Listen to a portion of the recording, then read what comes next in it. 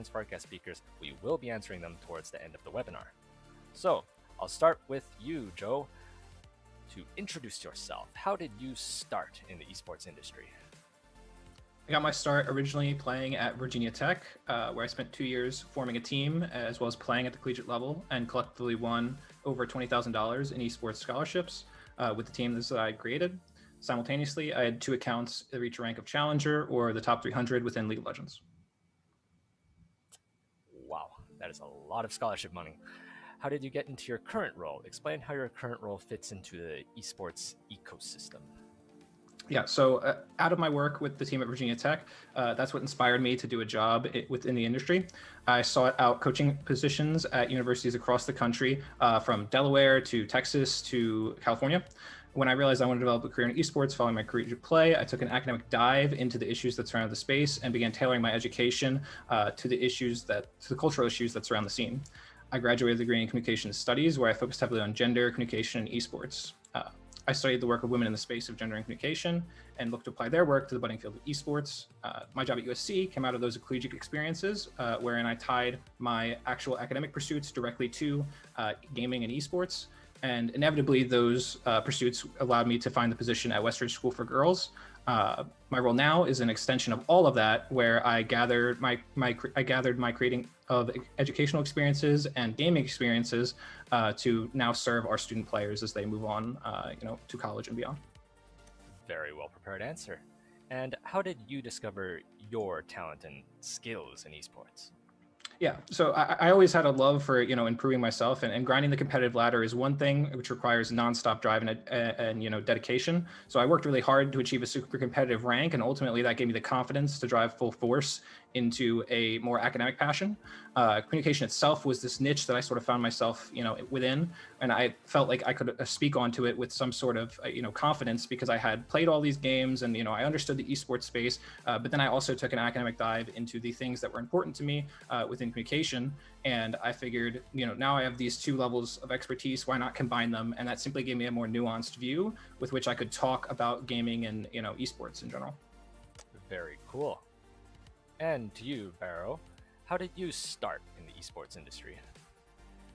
Yeah, so in my case, it's completely on the business side of it. So my career has nothing to do with esports or gaming at all. I was formerly an engineer. I have a PhD in aerospace. I've been working as an R&D engineer for 5 years. So I thought I was going to die as an engineer, but I switched my career and management consulting 4 years ago.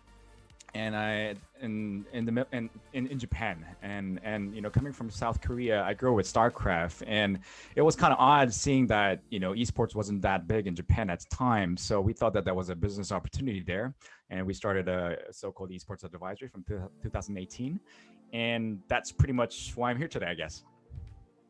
Wow! And how did you get into your current role? Explain how your current role fits into the esports ecosystem, and also how your career transition happened.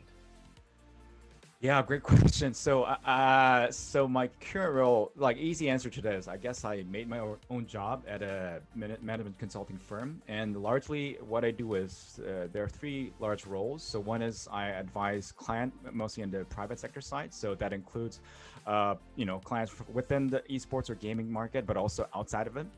Second is about I teach at local university at KO about esports curriculum.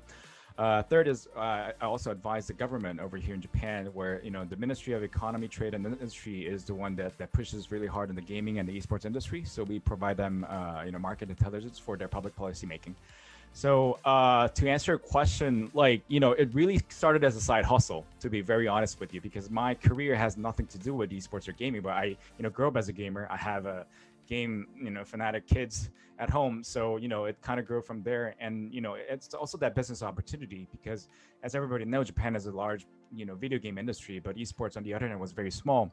So our role, I thought, was try to convince the grown-up people who's not really familiar with gaming at all, and that esports is very, very serious market. It's growing, and if you want to be any part of it, you want to act early and take it seriously what people say. So you mentioned there's a curriculum at KO. Does that mean you can major in esports? We're pushing it to that. We're hoping to have that done pretty soon, but we started that from 2018. We have a series of courses that we provide. It's a esports dedicated course. It's a semester long, and it started as a grad level courses, but it was too popular, so it went down to undergrad level. So the first class we were expecting about 10 people, but there were 20 people showed up, and half of them were undergrad students, and we interviewed them one by one, and everybody said they have to take it because they'd never seen a course like this. So we moved to an undergrad level course, and we were expecting 70 people, but 180 people showed up, and the same reason, right? So the way we structured the course, I guess, really resonated with the people, because we're not trying to teach everything from our side. We just open up the floor, and we call in guest speakers from the industry. So we had guest speakers from Sega, Taito, HP, Microsoft, Alibaba. So all these people are already heavily involved in the industry, and if thing goes well, they may even consider hiring people from the class, and we also do that from KPMG point of view as well. And some were very lucky to get an actual job offer as well. So it's been like that so far, but we're hopefully pushing this to more of an international level, and that's what we're hopefully to achieve it sometime soon. And just for the information of our viewers, what does KO and KPMG stand for? Yeah, so Keio is a local university, one of the top prestigious university in basically actually a lot of different places within Japan. There are a couple of campuses, so they're like everybody knows Keio, and they have a very, very active esports club activity going on, including League of Legends. So that's KO. KPMG. So that's a great question, because I don't even know what KPMG stands for. It's because it's the name of the founders, which all of them are Dutch, which I have no idea how to pronounce them. But it's one of the Big Four auditing firms. So we go Big Four, including Deloitte, PwC, KPMG, and EY. I see. And the full name of KO is? KO University. That's it. Oh, okay. Gotcha. Mm-hmm. Gotcha. How did you discover your talents, your skill sets in esports? Yeah, so I guess coming from a business background, so it was less about the game playing skill, obviously, but it was more about that opportunity, and also trying to provide a unique value to our clients. And it was pretty obvious back then to us that esports wasn't in very something very mainstream at the time, and if we act early, we can actually lead the market. So it was really that recognition, and also about that taking a little bit of risk of what's not mainstream yet, but trying to convince our clients that it's going to come big, and if you want to have a some kind of growth, monetization, or marketing or investment, you want to be part of it. So skill set why I would say just being formerly a gamer, I think it helped a lot to understand the market and where Japan is. But acting quick, and also being a big firm, it's normally comes down to not acting individually, but also about convincing a lot of a C-suite and the executive that this is really important, because there are a lot of things going in their head. So the first time when I brought esports to them, it was like, what, do you want to play game at office? That was their first reaction. So it was, it took about a year to actually convince them, so it's that sort of the persistence, I would say, that you would it will be required to actually do what you really want to do at a corporate environment. Wow. So there are many different roles within esports. Some are more hands-on than others, and more non-endemic companies are opening esports divisions or adding roles that work within the space.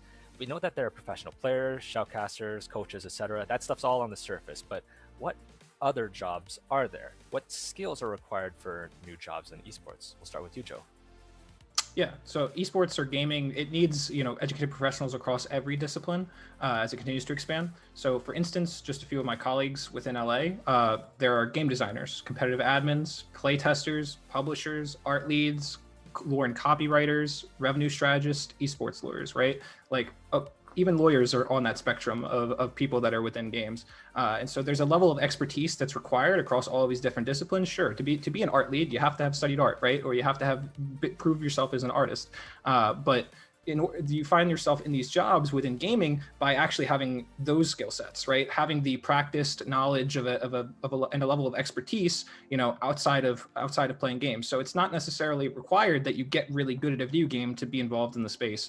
Rather, you can pursue an academic or professional degree and then tie in your personal interests to find yourself in a job and in a space that you love. And how about you, Barrow? What's your take on this?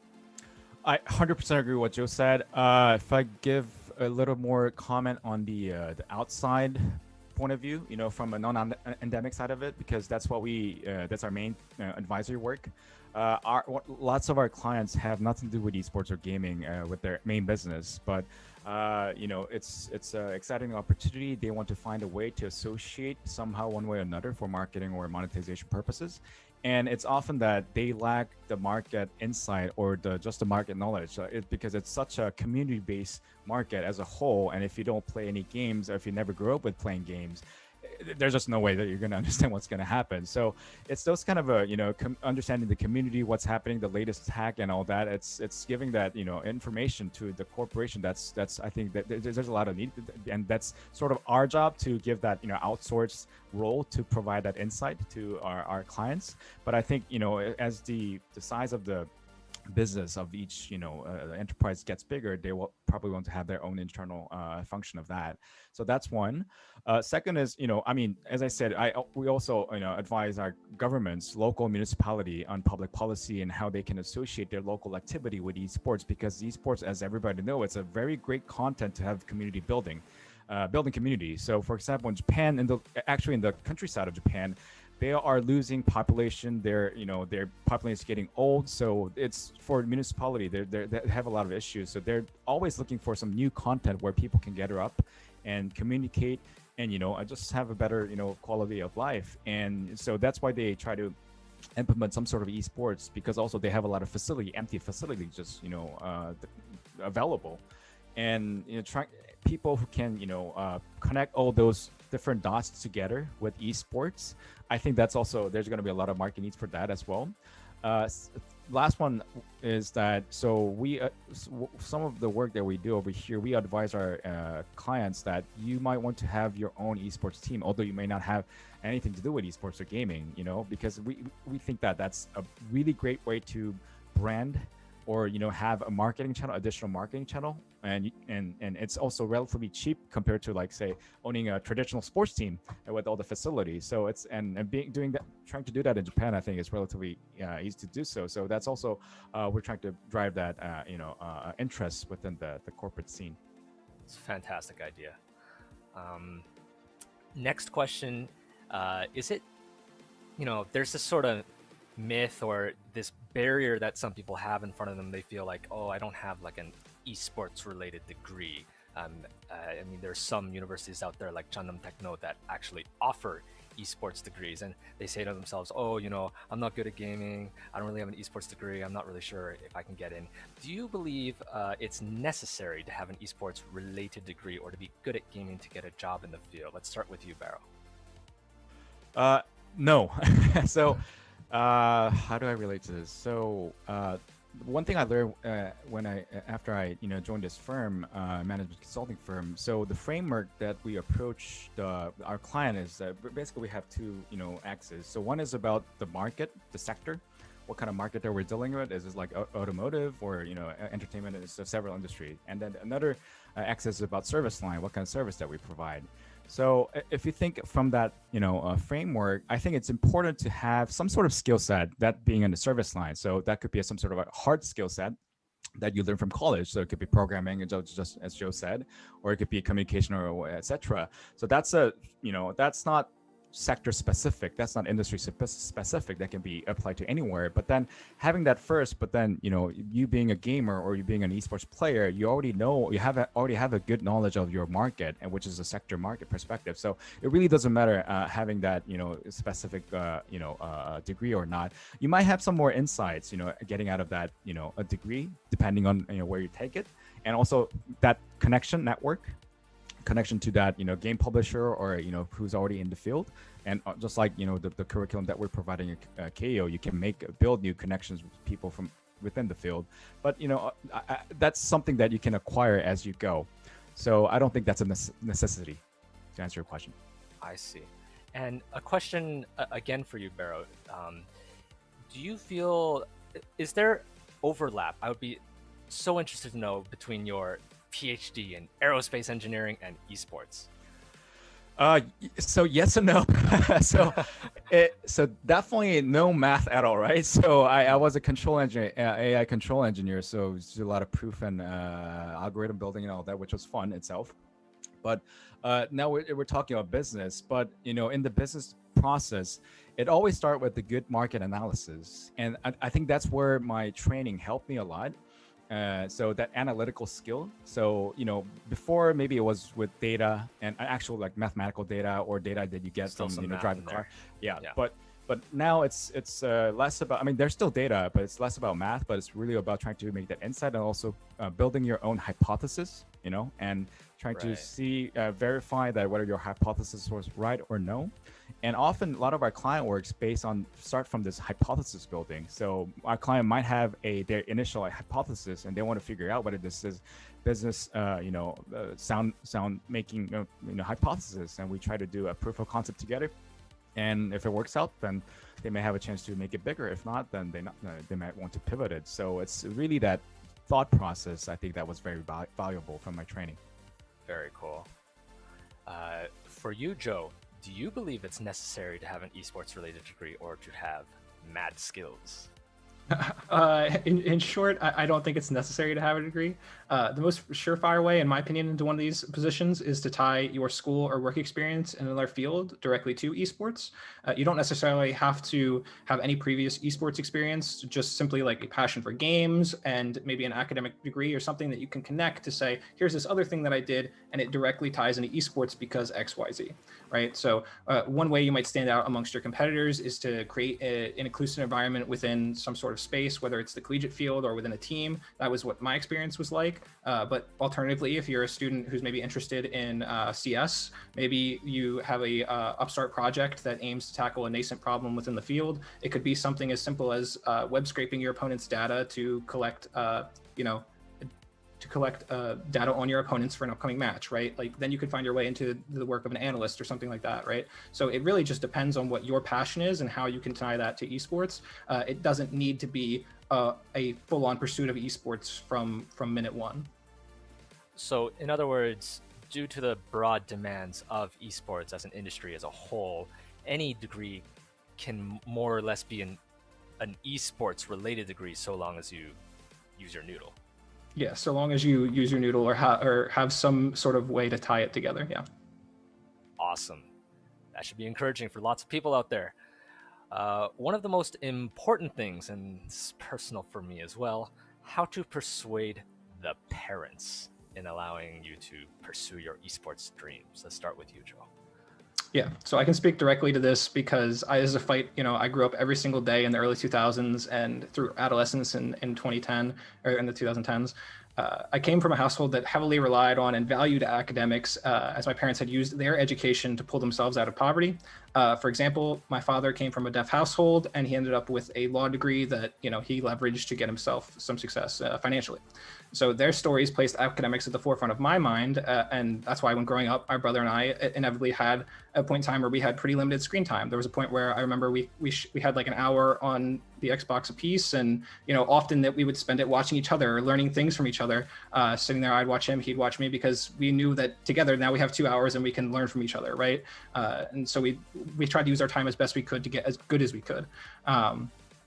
Inevitably, what I can tell you is that your parents will understand, and my parents did eventually. The tipping point for me was when I brought home scholarship money. That eventually lightened the financial burden from my parents, and it made them take a second look at this esports thing and say, hey, that actually works, and he brought in some money doing that. Let's let him pursue it.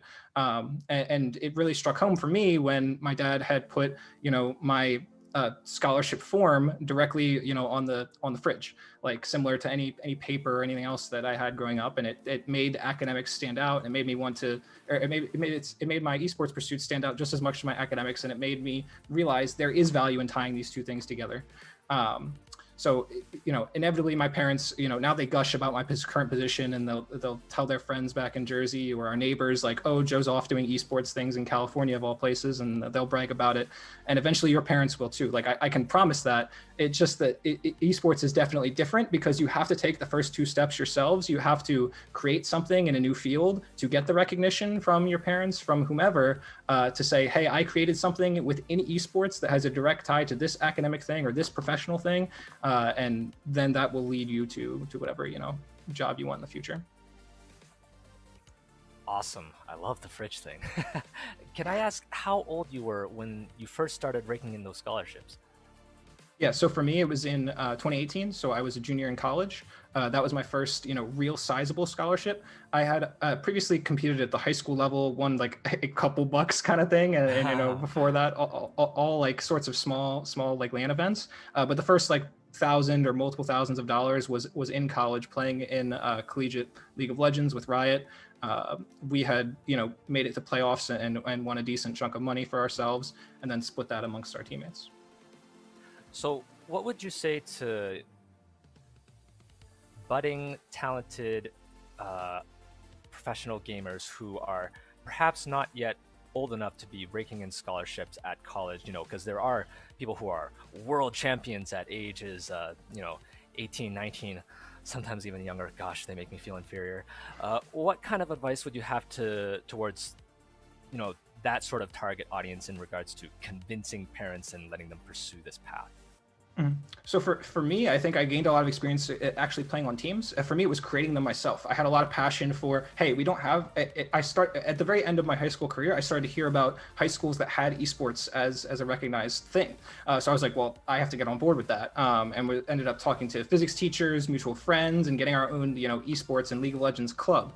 That would be the pursuit the route that I would take. I think the sooner you can tie it to academics, the better. But if maybe that's not your thing, creating your own team is just as recognizable, and it shows a lot of communication, wherewithal to be able to do that. And so it gives you public speaking experience. It gives you just communication in broad teamwork experience. It gives you teams in and of themselves inherently give you the experience required to then work on teams within the field or within any field, within a job. There's teams quite literally in every discipline. So I think if you can create your own team in esports, not only does it service for your future, personally, but it can service for your career pursuits as well. So my recommendation would be to form a team. My recommendation would be to surround yourself with like-minded individuals who are just as passionate about the game as you are. And then all of a sudden you're improving not only your communication skills, but you're improving at the game too. And maybe that's your real passion, right? These other people talking about the game, just being involved in the space, are now leading you to get better at the game itself. Very cool. Barrow, may I ask you how to persuade the parents? So fortunately, I didn't have to convince my parents because I wasn't good at gaming when I was young. I grew up in the 90s in South Korea playing a lot of StarCraft, but so it was more of a casual gaming for me. But then I see that a lot in the business sense because I face that from a business standpoint that when it comes to like actually investing or doing a business in the esports space, our clients at the end of the day, a lot of them just turn down because they don't understand anything about gaming and esports. And so that's the reason why one of the things that we're trying to support as an advisory, that we're not directly part of the esports ecosystem, to be very, very honest with you. We had nothing to do within this stake, right? We're completely third-party advisory, but I think because of that, it gives us a unique position to speak that esports is a very important market. You want to do something about it in terms of business perspective. I think it speaks more than speaking from within also. So we're trying to convince a lot of our clients around the esports scene who has a slight interest, but help them to enter it. But then on the other hand, I do also agree about see that a lot of in the personal side of the convincing the parents part. So for example, we'll give it an episode. So my younger son, they both play Fortnite like crazy, and they play too much sometimes. And my grandmother, their grandmother, my mother-in-law, who takes care of them, she got she flipped one day, and she brought a pair of scissors and cut the power charging cable of my younger son's Nintendo Switch because he just played too much, and that's like, to me, like growing up with gaming, that just can't happen, right? You can't just do that. And that pretty much prompt me to we gotta do serious about this thing happening, this generation gap. So that's the reason why I wrote this book called Demystifying Esports, because I wanted to give a broad overview of what happened in the past that, from the 90s, in Korea. And we have, after 2 decades, this huge industry called esports globally. And historically, there was this different milestone that happened. And it's not just something, a buzzword that happened overnight. That there's a huge industry going on, community that is backed by it, so that they can understand from, from a different medium, not playing game. They may not play game for the rest of their life, but it's a book form, so that they understand in the historical point of view what happened in the past. And that's why your kids are very enthusiastic about this field. So yeah, so it's sort of like a self-advertising in the end, but yeah, that's why I wrote the book. And quick answer, read my book. So how to / what can schools and educational institutions do to better equip, nurture, and inform the future esports generations? Perhaps establish more esports related programming in schools, or what kind of ideas do you guys have? Joe, let's start with you. Yeah, I believe that schools should do everything they can to support their students and their interests. Based on my experience coaching, that's what I believe, and that's what I would have wanted when I was in their shoes. So, but academically, I believe there should be more leeway with the projects and the papers that students write, and I believe there should be stronger incentive to practice, your actual interests while in the pursuit of your academics. And this became a reality for me in communications. I was able to, work on my own resume, work on my own career building very much in my junior and senior year, and it was those experiences that allowed me to build on, what I already thought about gaming, what I already thought about esports. Specifically, the class Gender Communication taught me a lot about gender communication, but there were specific projects that allowed me to tie in any of my personal interests or any of my personal experiences with communication into them. So I directly tied in esports, and I started writing paper after paper about, esports and how I felt like gender communication influenced them, which we could certainly get to a little bit later. But I also think schools should support their students through athletics and student life. And the reason those two in particular is I believe that helps it de-emotionalizes the word esports if students are supported at the collegiate level. And I think that through athletics and through student life, those are two of the most widespread collegiate organizations that can actually influence the day-to-day lives of students beyond their academics. So it makes it an extracurricular in a sense, right? It brings it beyond the classroom, and it makes it so that esports is also a recreational activity. So I think by hitting through academics, by hitting through student life, through athletics, that's how schools can really build a structure around esports that makes sense and that have students feel supported so that they can really dive into their own, pursuits, and then they can look back and say, hey, my college supported me through all of this. And that's what's going to make them look back and say, now I want my kid to go to that college because they supported me all the way through. Very good points. How about you, Barrow? What do you think schools can do to improve esports in our culture today? Yeah, I mean, based on my experience over in Japan, there are a lot of things happening lately, and which is very exciting. And I think one important thing is really the connection making between academia and the corporate scene. So, for example, like the curriculum that we provide, we intentionally bring in these guest speakers from the corporate scene so that they can hire new great talent from their point of view, and for students that it could be an immediate career path for them. So having that, a clear tie that, really lends to a specific career to certain students, I think that I just can only see more demand growing once, if that kind of infrastructure is being built. So that's one. And also second is, working with the Keio University, which is very, very, good research specific, I would say. A lot of the professors that we work together, they realize that, esports as a research field is also very white spaced. So there's still a lot of things to be discovered, be studied. It's such a, very, it's like a gold mine of research topics, so to say. So if you are more of a, research, prone, I think there's also, government trying to be giving out more grants on esports related topics. Because I mean, when it gets to like a negative side of the esports side of it, like game addiction and all that, there's still people who try to look into that angle a lot. And I think from our point of view, we need more government grant backed research that actually breaks that sort of like a urban myth. So I think that's also going to be more needed.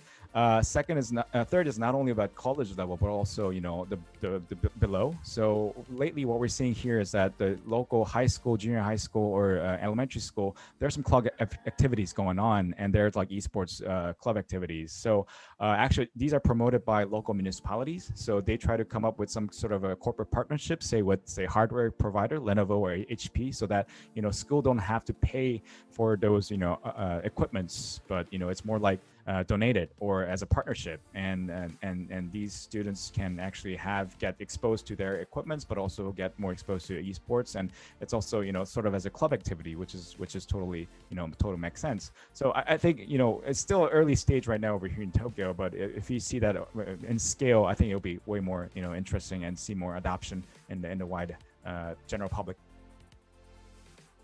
Something I did not know.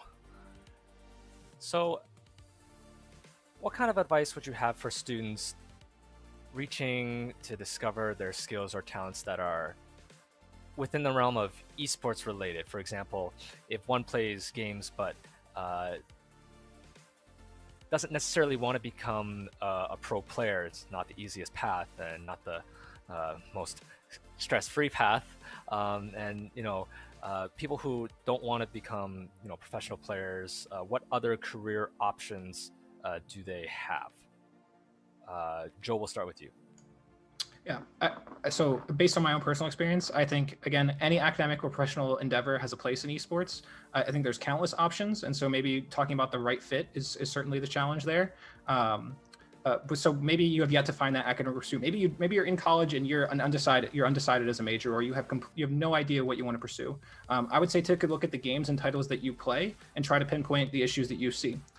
For me, I was following Riot pretty heavily in 2018 after winning some of the scholarship money, and I sought to educate myself, you know, understanding the issues that I was seeing with them in the paper. So an example being, I believe gender communication in esports to be a systematic issue that Riot was experiencing, and that I think is systematic throughout all of esports. The work of women in the space of gender and communication, such as Deborah Tannen, points to the early 2000s and kindergarten students and the dichotomy of communication amongst genders. Wherein male identifying students displayed competitive forms of speech. So an example of that might be, I hit the ball this high, I hit the ball this high, indicating a higher height, and then I hit the ball to the sky, right? You could see a group of male identifying kindergartners going back and forth with that. And so that displays very competitive forms of speech. Where this differs in the dichotomy here is that when identifying female students, when female identifying students were in the same, you know, kindergarten discussion, they expressed cooperative forms of speech. And so one might say, my parents already contacts, and the other might say, my parents already contacts too. And so they would copy not only the syntax, but the sentiment of what was said, thereby displaying cooperative forms of speech. I believe these two forms of speech, distinctly gendered, display a disparity that we today see matured through communicative spaces online. We see it in social media. We see it, you know, day to day in our daily lives, in professional environments, and you see it in esports. And so I think that those students who were brought up from the early 2000s displayed this year after year after year. And that's why when we look at something like something that's called a competitive game or an esport, right? That's why we see a quote unquote male dominated, you know, industry or space. However, where it is distinctly different is within the leadership of these clubs, these groups. The distinction is more, it's distinctly 50% male and 50% female within leadership of these collegiate spaces. So that's, I think, where we have to look to and where we have to build cooperative forms of speech, because at the end of the day, within leadership, cooperative forms of speech are extremely successful when paired with competitive forms of speech. So. Fascinating. Lots of stuff there I didn't know. Wow. But yeah, in short, tying in your academic pursuits. So for students who want to be, you know, specifically esports pro gamer, professional player, how do they grab attention at tournaments for teams or for streamers, personalities? How do they get hooked up with sponsors? Where do they start seeing green? Let's start with you, Vero. I mean, I wish I could answer that with my personal experience, but unfortunately not. So I can tell you from the corporate side, enterprise perspective. So because that's one of the things that we help out our clients. So our clients include esports professional team locally here. And a lot of the thing that we find out is that there is a mismatch of expectation between esports teams and sponsors.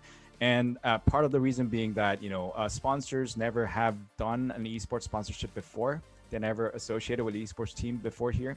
And also, on the other hand, esports team also being, relatively speaking, young, and they never had that, business conversation experience before. So that this expectation doesn't really, match together sometimes. And at the end of the year, they opened up the lid, and it turns out that the numbers are not very good looking. So they end up not continuing, etc. So that, negative spiral. So what we're saying is that it's really important to have the right number. At least I'm speaking for the Japan side of it. The numbers definitely for sure. So that's the number one reason why the sponsorship companies are interested in being associated with. So what are the target KPI numbers that you can provide, other than being a prize money or audience or streamers or whatsoever. So those are definitely going to be important numbers. But second, what's also interesting nowadays recently is that these social impact aspect, ESG, so-called SDGs, are also very, very important nowadays, at least over in Japan here with a lot of corporates. So if there's any way that you can show that this is not only about, playing, fun game and about the numbers, but also this actually help build local community, for example. So for example, we have a team here, professional team, very well-known professional team. They have partnered with the Kawasaki City, which is a fairly big local municipality, and they try to represent Kawasaki City and try to do a lot of social activity as well. So they're trying to give the message that this is not only about having fun and trying to compete other teams and win, but this is also about the inclusion and diversity and trying to build that healthy community, etc. So I think that's also a very important aspect that comes out recently as well. And if for teams, it's important to build that story. Like, why are you related to? Why are you the right team to actually provide that value? And nowadays there's a lot of team out there. So if you want to build your own brand story and that story that resonates with your target sponsor, I think that's also going to be very important. That answer your question. Yes. And you, Joe, what do you feel that professional players can do to grab the attentions of people with money in their pockets? I think I can talk more to what collegiate players can do. So when I was attending Virginia Tech, we were pretty hard strapped for money because we were not supported formally by our university. We were the League of Legends team at Virginia Tech as to the Virginia Tech League of Legends team. So, as it was entirely upstart, mostly by me. So one of my roommates and I had ended up writing, to a couple companies, local as well as just short ways away in Maryland. Inquiring for some sort of sponsorship. Hey, we'll make a jersey, we'll put you on it, we'll do all these things, etc. It'll be attended by X number of club members every single week. We'll stream the games, etc.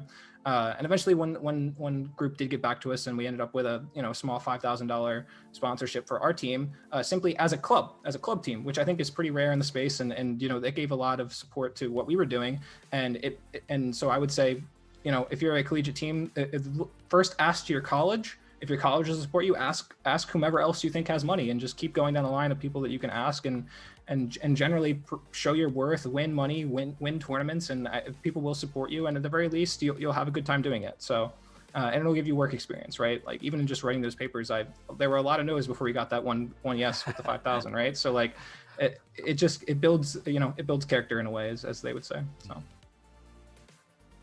So we all know that getting working experience is important, but what are some ways to get started? How to reach out to teams, organizations, tournament providers, broadcasters, and other companies that sponsor or are involved with esports in some way? Start with you, Joe. Yeah, so getting started, I think just jumping onto a team or forming your own, or if you're doing your own individual game, getting recognized and picked up by a team. If you're doing a one-on-one game like StarCraft or or Hearthstone, etc. So I think like that would be how you get your name out there, right? But I think sorry, can you repeat the question again? I'm totally lost. It's how people, some people, in order to get jobs, they need working experience, but how do they get that working experience in the first place? How do they reach out to teams, organizations, and people with hiring capabilities to get that working experience? I can speak to my own experience. So personally, for me, once I was through that gauntlet of academics and playing at the collegiate level, I did decide for myself that I wanted to jump into coaching, and that was one of the things that I applied to, was coaching jobs across the country. In order to show and display my coaching experience, I created my own documents of 10 to 12 pages reviewing professional games that, again, I would never show to the school because nobody wants to read that. But it was a docket for me to say, here are all the things that I think you can learn from this game, and it'll allow me to show some expertise and do a little bit of a review for the school. Another alternative would be I did individual one-on-one coaching sessions with players, across the country, and got their feedback as to how the session went. And I iterated on that process multiple times until I ended up with a coaching structure that I liked. And I, again, displayed that coaching structure during interviews. So it's very upstart. It's very much doing exactly what you want to do. But for me, I just looked at coaching in the scene and I said, how is it being done now? Maybe it could be done better under a microscope, or maybe it could be done better with more prep. And so I tried to put in the hours to do that. And then I took screenshots, wrote probably a copious amount and more than was necessary, but wrote a lot about each individual game and tried to dissect it for myself. And that, I think, gave me some confidence to then speak on it in the future. And you, Barrow, how do you feel that, people can get working experience to help them build their resume? Yeah, I mean, I agree 100% with Joe. But, I think, simply put, I think it's really in my case, side hustling and leveraging what you have. So the impression that I got in this field is that, this dream esports or gaming job will never be right in front of your eyes, right off the door, So you really have to look for it, really have to build your brand, or, find the right people to do so. And the easiest way to do it is doing a side hustle. And that's, in my case, that was the case in my case as well. With, I joined KPMG as a tech consultant, and that was my main duty. But as a side hustle, I started doing esports advisory. And the first thing that I did was doing an internal seminar towards our KPMG employee. And the title was, "What is esports?" Because nobody really knew about esports. And it was really surprising, rewarding in the sense that, because normally this internal seminar, usually there are about 20 people tops, but for this esports one, there were like 50 people. It's like, whoa, there's definitely some interest going on. So, and then, kind of leverage that to writing a sort of a corporate report towards our client. And this was a marketing event. And then, that time forward, that eventually became a, curriculum, providing at K University, that also, build up a lot of new clients, both in gaming and esports, etc. And, and it took us about a year or two to actually, make it as an actual service that, we can actually create revenue. And in order to do so, we're going to need more people to hire. And now, we have a team of dedicated people, about 10 people working on esports and within KPMG doing that.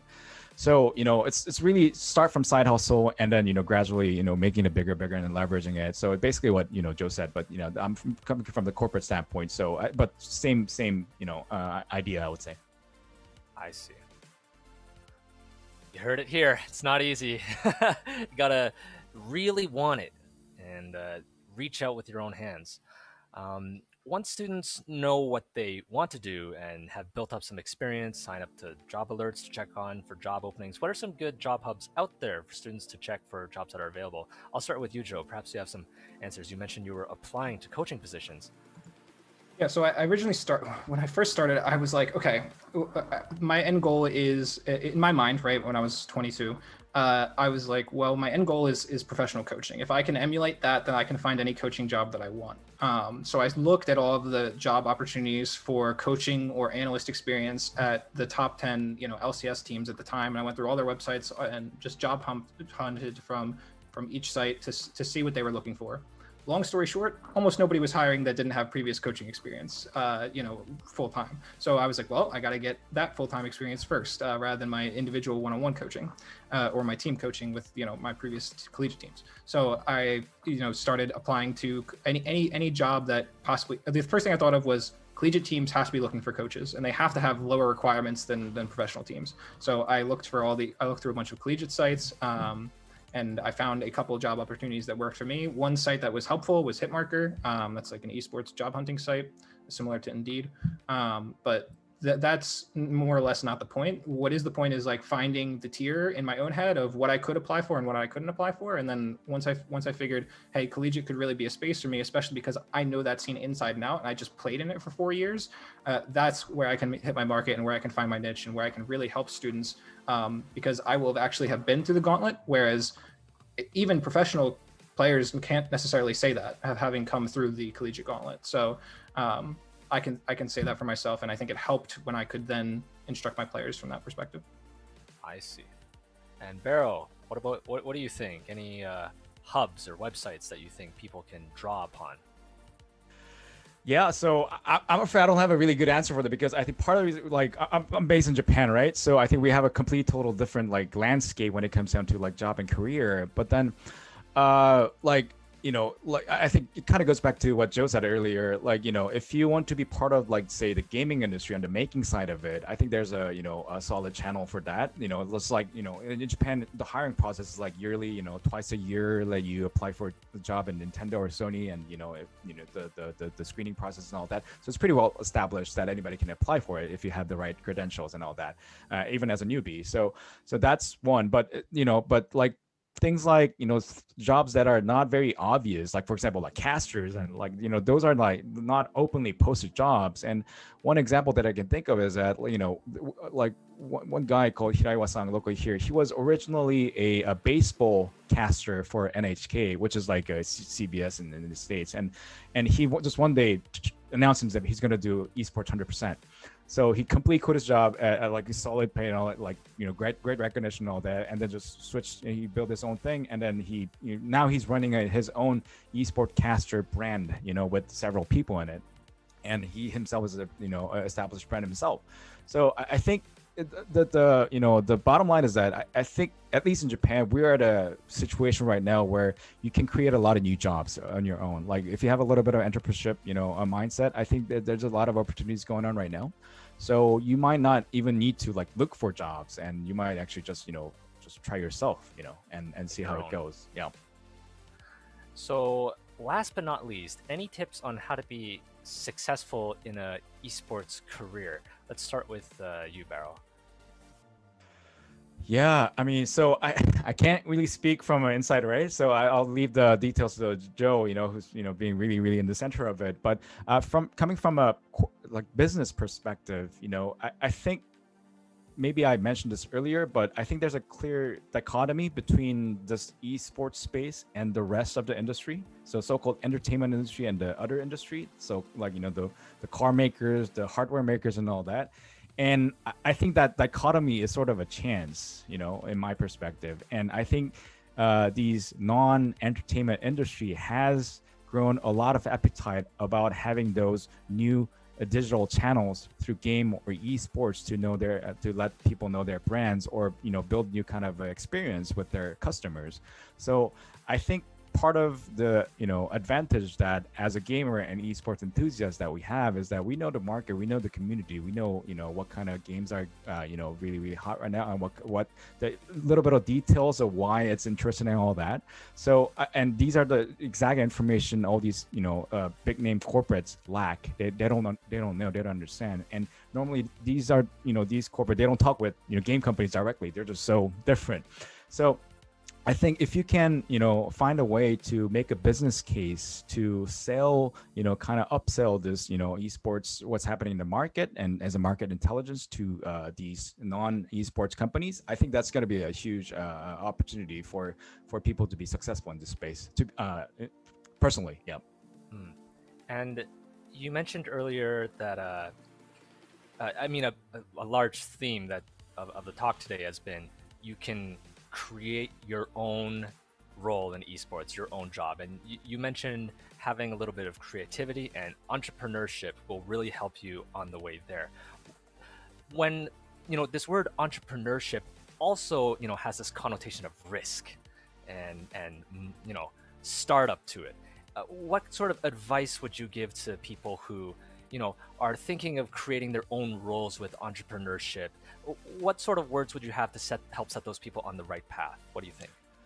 Great question. Yeah, I mean, it's really all about taking risk, right? I think, part of the reason why everybody is here today is like we took a little bit of risk in our path, and me as well. Like, although being in a big firm, like esports was something entirely new in the industry, nobody really knew about it, and I had to convince a lot of people that this is something is going to be big, and it did became big in Japan. So, simple answer, I don't know, like, take risk and bet on yourself. I know this is like a popular saying, but that's you just gotta, if you really like the crowd that you're working with, and that the community that this is like you want to spend the rest of your, like, say 5 to 10 year at least. That's how I look into it. Like, so the next 5 years is this really what I want to spend my time in?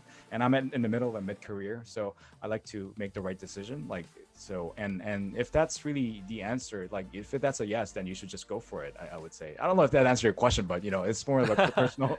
Right. No. Yeah. It makes sense. It makes sense. Mm. And for you, Joe, what sort of advice or words of guidance would you have for people who are interested in esports careers? What to help set them on the right path? Yeah, I would say what I can speak to is my experience, and that's if you want to find a job in the field, tie your academic pursuits directly to your personal interests. That's step number one. If that's esports, tie it to communication, tie it to whatever degree you're pursuing.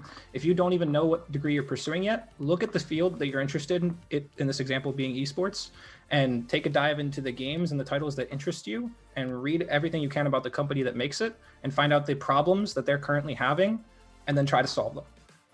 So for me, that was, again, looking at esports as a whole, or maybe specifically 2018, the publishers that had, some controversy, and then looking for how I could solve those problems in the realm of gender and communication. So again, just find your interest, tie it to your personal academic pursuit. And if you don't have your academic pursuit, find one through looking at the publishers that you're interested in.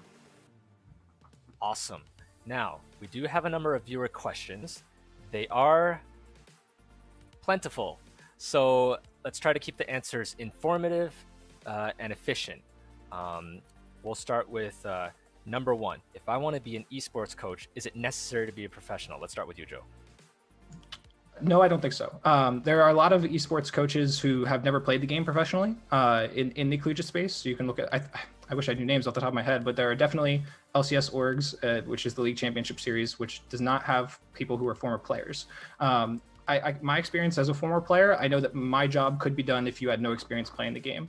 Because again, a lot of what I do focuses on communication, how I can get my players to talk to each other better and express their concepts about the game. But me knowing those definitely helps a little bit, but it's not the end all be all. And often it's siphoning from the team different perspectives and different views on what they want to talk about or what's important to be shared amongst the team. And anyone can do that. And then, talking shop, having some sort of terminology is of course relevant, but knowing it to the fullest extent isn't necessarily required.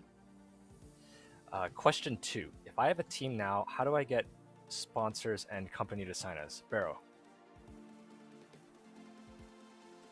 Ooh, so yeah, I mean, I think the first thing is that you really want to make your deck ready, like what's the offering that you're gonna actually offer to the sponsors, and this will depend on, what kind of also regional, are we talking about, but my impression with the North American market is that they are very, very familiar with esports, sponsorship. So you want to have that deck ready that includes the right numbers and also the right story. And also, the uniqueness of how you differentiate with other teams and how you're gonna, I think a lot of the thing about it is really about growth. So if you can show that, you can grow like way more than the other teams, I think that could be a really strong selling point. Awesome. Question 3. It's so important to get parents to support, you're telling me. What would you advise parents of today's generations to the reality of the esports wave now? I'll have you both answer this one. Start with you, Joe. Yeah, again, for me, it was showing that there's money there. But I think I would have also gotten there showing that I can tie my academics to the field. A lot of gaining your parents' support or gaining an elder support or anyone who's older is proving that your new framework has some sort of structure that ties into an older framework. A lot of education, a lot of professions are built upon the past, right? So it's iterating on, if you were previously a lawyer who delved in maybe commercial litigation or something, right? If you can have a new tie into esports, it's just simply different commercial space, right? So it's iterating on processes that already exist and proving that there's a new and innovative structure here. And often I think people will inevitably embrace that. Barrow, what would you advise parents of today's generation into the reality of the esports wave now? I'm gonna be really short. Let them read my book because I really wrote that book for that. Really, I mean, it's. I think it's as Joe said, all the needed information is out there. It's happening. There's a whole industry around the world. They're just not seeing it yet, and I think it's just finding the right pathway to let them understand. And it could be, in Joe K, it was bringing, financial, feedback back into home. But if you're not there yet, I think, you got to find a different medium to let them know, let them understand what's happening. And it could be showing a YouTube video or like bringing them to a actual esports event, or a lot of different ways depending on who your parents are. But if they like reading books, let them read my book. And just for the viewers out there, just to remind them, the title of that name is Demystifying Esports, and for our Western audience, you can find it on Amazon. Okay, next question. Is being a streamer a way to get attention from sponsors? Start with you, Joe. Absolutely. I mean, there are a ton of streamers in the space that are sponsored. I think as a collegiate player, there's also an interest in developing your own personal brand. I think that a personal brand is more so what's going to go a long way than your individual skill in streaming. And to that end, even as a player, it's important to develop a personal brand, because if you look at professional sports, right, the players who have a story, often those are the ones that get their story told and then get more marketing surrounding them. If you look at esports, those with a story right behind them, those with a long career behind them, those are again the people who get talked about. So if you start your career early, if you start streaming early, making educational content, doing any number of things within the space, if it gets traction, it's going to lead to your sponsorship in the future. Awesome. Next question, directly targeted towards Barrow. In your book, Demystifying Esports, you bridge the gap between generations regarding esports. What are the biggest misconceptions and ways to create more understanding? What can a side question to that is, what can universities do? Thank you for taking a look at my book, by the way. So thanks for the question. So yeah, that's a great point. The frustrating part that I found out throughout this writing book journey was about that, the negative connotation towards gaming, like especially in Japan, like everybody plays it. The gaming population over here is crazy, almost like the half of the entire Japanese population, but it's still a guilty pleasure that everybody plays in the subway and all that. And so trying to make that breakthrough that, there are people actually being involved full time and making, their livings and actually doing really good. That was really hard. So I think, this going to the same answer again, but it's really like, I think different people, different generation have different, channels to have them understand what's going on. So I think educational side of it, that's going to be very important, as the question pointed out, and not only about the college level, but we're talking about a senior level. So some of the activities going on over here is that the nursing houses, and there's some nursing houses over here that actually embraced gaming esports. So some of there's some games that you can actually move, right? So you can play the drums and you can play race. So they actually embrace those games to build community. And they're learning that, this is what their grandson was playing, and they're actually doing by participating, and they're actually building more friends through that. Like, because nursing home normally, especially the guys when they get old, they tend to shut down and they don't want to hang out with other people, but they know how to drive and all that. So I think it's really finding the right medium, the right channel to really resonate with the right generational crowd. And at the end of the day, it kind of falls down to what really fun means. Gaming is just another form of having fun, and for the older generation, they have different things to have fun with. And I think trying to make that bridge, that actually it's essentially the same thing. That's really the core part of it, I think, as a message. If that answers your question. Cool.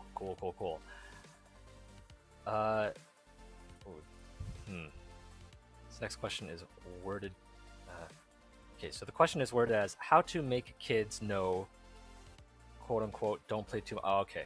This sounds like a parent asking how to make their children not to over game. Let's start with the parent, Barrow.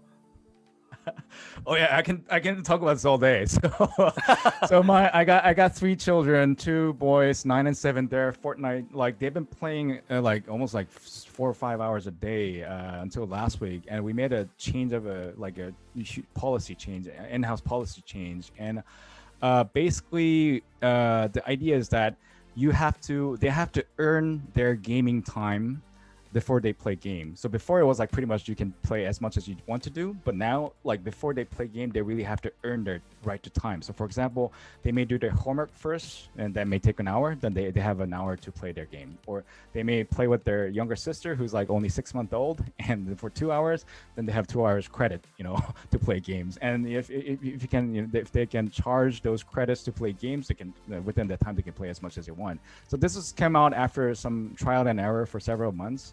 Because being games, we all know that it tends to get longer than you expected, and being a parent, so you kind of be in that spot. Whether I understand that as a also part gamer that it's really fun, but also being a parent, it's hard to try to step in and stop them from that experience because it's really a playground to make connection with your friends after school and all that.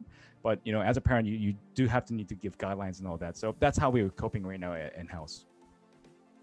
Next question is, a lot of professional gamers play professionally at a very young age. Some might even drop out of schools. How can they get the balance between school and gaming? Joe, question for you. So for me, I always I always was pursuing school all the way through. So it was very clear to me, this sort of structure in my head, that kind of followed the lines of something along the lines of like, hey, family, friends, school, etc. And then esports was always just under all of those very important things, right? So if I finished all of those, in my mind, structures, if I maintained all of those relationships, if I finished all my schoolwork, that's when gaming came in. And honestly, to play at a professional level, it has to fill the rest of the time. Because if anyone's putting in more time than you, they're going to be better, right? If they're putting in just as much practice time, right? And again, that's what's crucial there, is making sure that the time spent is actually efficient. And I think that process, or that idea, was brought onto me at a very young age, because again, when we did have restricted time on the Xbox, or whatever your family household game system is, that hour made me want to be very efficient with that time. And then when those restrictions were lifted, when we got to a point where my parents were like, I don't care if you play video games, right? Essentially that structure made me have that time be very practiced, and that's what I wanted to instill. So my structure throughout college was essentially go to school, maintain your friends' relationships, but the second you get home, it's league until you lose. Okay, you lost, go to the gym, come back, or you get back from the gym, keep playing league. That was kind of how that went, and like that gym process was just a de-stressor for me, and I would highly recommend it to anyone who's trying to pursue a game professionally. But like, there was a structure there, and that was friends, family, education. Maybe there's some other things I'm missing, but then esports right below all of the important stuff. Actually, if nobody has any objections, I want to answer this question as well. So in Korea, they have a system where for certain especially talented gamers, they're allowed a sort of, not entirely a school exemption, but they're allowed to go to a special school program that allows them to downsize the schoolwork and increase their esports time. Perhaps they're living at a team house or something like that. This might be something we slowly see emerge over time in other cultures as well. But until then, what I would recommend, as somebody who was gaming a lot in those years, is that there's a reason why elementary school you learn so broadly, and then it starts to narrow once you're in university, because they want to give you options. And I would, even if you are extremely good at the game, keep your options open. Lots of people don't know what they want to do, even way later in life, and career changes happen all the time. I mean, Barrow, the aerospace engineer, doctorate holder, and now is working in esports. So not only that, but don't think that investing time in school away from esports is going to make you a worse player. I've seen the opposite happen, where professional gamers say, okay, well, I want to go back to school, and they go to school full time. And now all of a sudden their hours are reduced and they're more limited, and their time is more precious. They think about it differently, and their practice time all of a sudden becomes much more efficient, and they actually start winning more games. So don't think that investing time in your academics is going to take away from your esports, as long as you're able to play more than 10 minutes a day within reason. So that's my 2 cents on the topic. Next question, directed at Joe. Do you think we need more female gamers in the scene? Is it more difficult for a female to enter the field? So within my team at within my team at USC, our first year we had no female identifying players on the team. The first year I came in, that was just the players who were there, took the best players we had, and there were no female identifying players. By year number 2, we did have a female identifying player step up and say that she wanted to play and participate in tryouts, and she made it onto the team all through her own play, right? And so she was a starting varsity player. However, that player was a senior, so she was there 3 years before I got there, right? And she had seen, the team, or was somewhat aware of it, but was never really incentivized to join until the team started winning, and there were distinct changes in the way that everyone communicated, and it seemed like a team to be on, right? That was inclusive and took in players irrespective of any spectrum of things, right? So making an inclusive environment is the single most important thing that allows for any gender or any race or anyone to be involved in esports. Where I saw this a second time is actually at Westridge School for Girls. While it's an all-girls school, it started because of one student's interest. She had a distinct interest in game design and saw that universities are creating esports and said, hey, this is loosely a thing, and I think we should have it here too at Westridge. And so her experience led to that team becoming a thing, and her drive and her passion made all of her other interested friends join, right? And so that core group of 6 players in our first year was all out of her drive and her interest.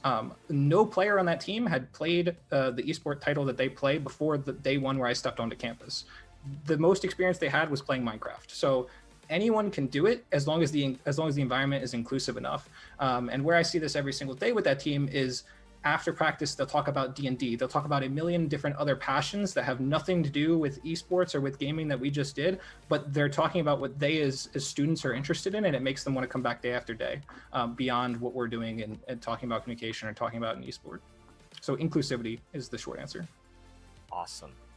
Next question. For collegiate esports teams, our university isn't supporting us. What can I do, and how do I gather more gamers within the school? Joe. Yeah, so for me, step number 1 is your recruitment opportunities. If there is any opportunity to speak about your clubs, that's step number 1. Simply increasing your student population and the size of your club means that you, in a sense, get power. By the time I graduated Virginia Tech, I believe our esports organization was the largest sector on the school's campus outside of Greek life. And so while that might not make a lot of sense internationally, but Greek life is pretty big here in the US. So when we did have that come to fruition, we began charging dues and getting our own funding from our students. Again, it was like a $10 due, and that meant that you could get food at every single meeting. We could host tournaments with that money. We could do a whole number of facilities and be self-sufficient as a club. Later, when we went to student life and we went to athletics, and we tried to sell this model to the school as, hey, we already have a growing esports program, take us in. Our recreational sports program picked it up as a recreational sport at Virginia Tech by the time I was graduating. So we had laid the groundwork to do intramurals and in-houses semester after semester within League of Legends. I believe even our first year, we had 12 teams for 60 players that were participating. And that was in year 1. But you can imagine how that grew by years 2 and 3. And eventually Rec Sports said, hey, this is big enough. We're going to pick this up. And then now all of a sudden you have a little bit more backing, not just from students and student funding, but from the university and Rec Sports. Hopefully at Virginia Tech, where I see that going is eventually maybe it does become a varsity sport. Just recently, they started testing out Rocket League and hosting their own tournament as an administrative group among Rec Sports. So long story short, start with your students, grow the population as large as you can, get some bargaining power at the university, go to the university and say, here's what I've done, here's what we can do. And even if the broader university says no, look back at athletics, look back at student life, because your university is far more departmentalized, and all it takes is one yes from one department. Okay, I am getting the note that we don't have much time left, but there are just a few questions left. Let's see if we can get through them. Considering the future of esports, what skills are important to develop as you're studying? What type of skills do you need to demonstrate in starting your careers in esports? Joe. Hands down, esports specifically, I would say communication and analytics. I think between myself and Baro, that's probably what we have the most of here. But I think that holds true across esports specifically. If you want to find yourself on a professional team, on a professional org, those would be the two routes. But again, broadly speaking, they need everybody. So you can do any sort of academic pursuit. And gaming is, again, an entertainment communication system, and is even more broad in what it allows for, as Baro was mentioned. Okay, next question, short but sweet. Besides helping brands to advertise / serving like a marketing agency, how can esports teams play a role in the ecosystem and crossing over with other industries, Baro? I think the core part of it is really the brand. So, it's, again, this goes back to the industry that has nothing to do with esports or gaming or non-entertainment. So, for example, if you're an automaker, the only way you can interact with your customer was car dealership and all the local shops. And is that enough? No, it's not. And we have places like Tesla and all that, and the same goes for food production maker or all these traditional industry. They have their established channels, but that's pretty much it. And if you try to resonate with the younger generation, so Gen Z and all that, it's just it's just not gonna be very effective. And that's where we think that owning an esports team, out of that being it could be as professional as trying to compete with a really shiny tournament and all that. That could be that level, but it could be as very casual as like owning a club team. We have our own club team within KPMG as well, and that itself is also very valuable with, as Joe said, communication with internal, employees and making all these different connections, and also with your clients. We do hold, in Japan, we have this sort of building culture with having a inter-company tournament league going on. We had that last week with PUBG with about 120 different companies being participating. So, I think a lot of the existing companies are screaming for different channels to have a different way of letting their brands know, or having more digital points. And I think owning an esports team is definitely a very effective way of doing so. Okay, let's speed run this. Next question for Baro. Is it very competitive to enter the field in Japan? Field meaning esports field? Yes. Yeah, so I would say yes, no. So the thing is, esports being relatively young, so I think there's still a lot of different ways of entering it. So if you mean by like entering as an esports professional team, so there's about, this is about last year, but there's about like 100 teams more or less that is being active here in this space. But the top teams are still like, I'd say, less than 10 teams. And there's an organization called Japan Esports Union where they deals with the certification of being a professional and the titles. So there like different ways of being associated with them. And now what's missing in the scene right now is really like sort of the minor league kind of ecosystem. So I think US is way more ahead of the game with the CSL or the collegiate scene going on, but we still don't have that sort of a unified collegiate scene where students can casually enter and try to make their pathway upwards to a professional scene. But we still don't have that, which also could be a very huge business opportunity, so to speak. Right. Gamers tend to retire early in life. What advice do you have for young gamers after the career is over, Joe? I would say get involved in coaching, especially at the collegiate level. As more schools begin to invest, I think students are going to be, I think their talents are going to be best suited to help students who are interested in what they've already done, right? They'll have a lot of respect for those players, and they'll be able to learn and grow from them specifically. Alternatively, I think advocating for players' rights within the space, for their former teammates, their former colleagues. I think that's another route that they could go. Working hand in hand with the publisher to say, here, these are the plights of a serious gamer based on my literal 10 years of experience within the field at the highest level. And I think building a path for the publisher to be more, instructional or helpful to the player's path, or creating more structure for the actual orgs based on the publisher's requirements. I think those are ways that players can give back, but also, continue their career. Okay, and 2 questions left. I think esports is like any other new sport that needs to be educated to the public, so I really appreciate all the various entities who are putting in the effort to do so. How can we contribute in this area, Baro? Yeah, great question. I think, keep like keep educating, right? So find the right.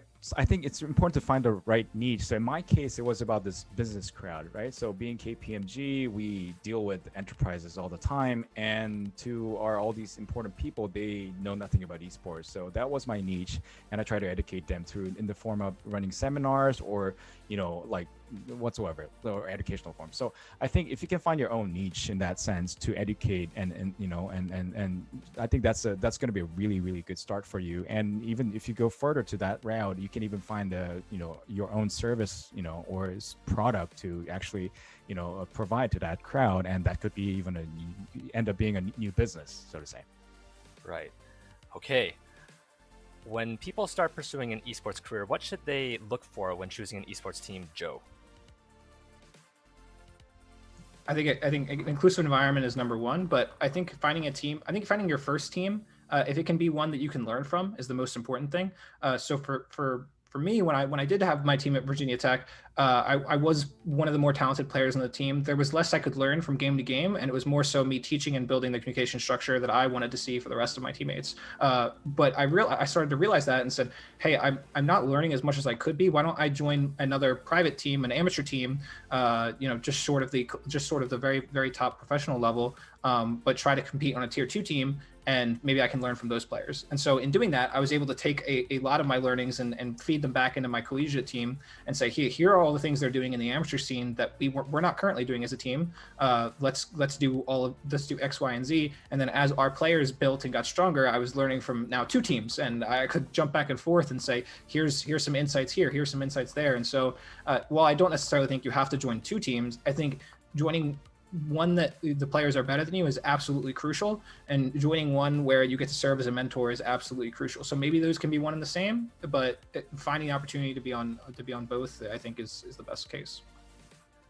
Personal comment I have on this question is that a lot of esports teams, like Barrow was mentioning earlier, they open the lid at the end of the year and they're losing money, and they make the decision to go under. So be very careful when you're being made an offer. If the team is a storied team with a history of success and is a, for lack of a better term, legit team, then go for it. But always be mindful that there are people running business and numbers in the back, and the esports team is still a business. So if it's not making money, it's going to go under. Just be mindful and make sure that the work environment isn't toxic.